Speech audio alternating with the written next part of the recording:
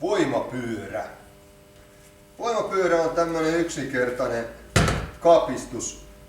Tää on tämmönen, voi sanoa, että vähän niin kuin vatsapyörä, mutta hiukan isompi, ja tänne laitetaan sitten vaan jalat. Täällä on tämmöiset lenkit ja sitten on tämmöiset kantapääremmit vielä, mitä voi sit käyttää. Mä en nyt itse näitä henkilökohtaisesti koskaan käytä, kun mä treenaan paljon jaloita tai tämmöisellä pienellä tossulla, mihin ne on vaikea laittaa. Mutta jos lenkkikengät on vaikka jalassa, niin sitten ne saa sinne kantapäihin sujautettua nämä kumilenkit, että näin ne pysyy sitten tietysti tällä sukissa vähän heikommin.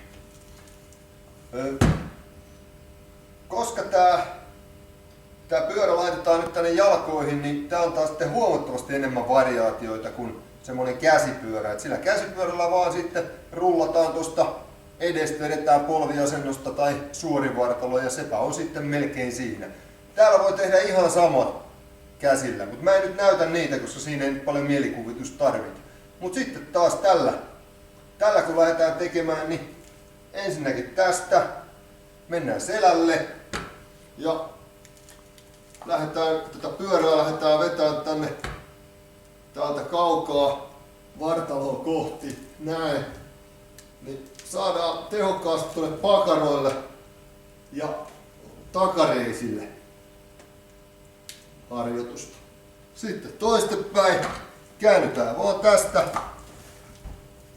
ympäri ja tehdään periaatteessa sama tyyppinen ihan liike. Vedetään jalat tänne käsien väliin, taikka sitten tullaan suuri vartaloin sama. Tähän voidaan yhdistää esimerkiksi punnerusliike. Tää on tosi hyvä ja tehokas liike.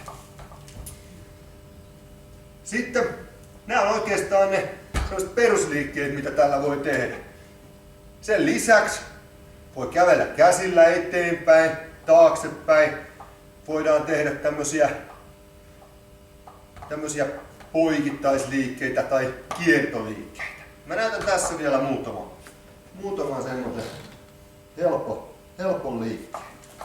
Eli tää on aika kivasti menee nämä jalatkin, tässä ei tarvitse mitään säätöä, kun se laittaa kerralla vaan itselleen sopivaksi.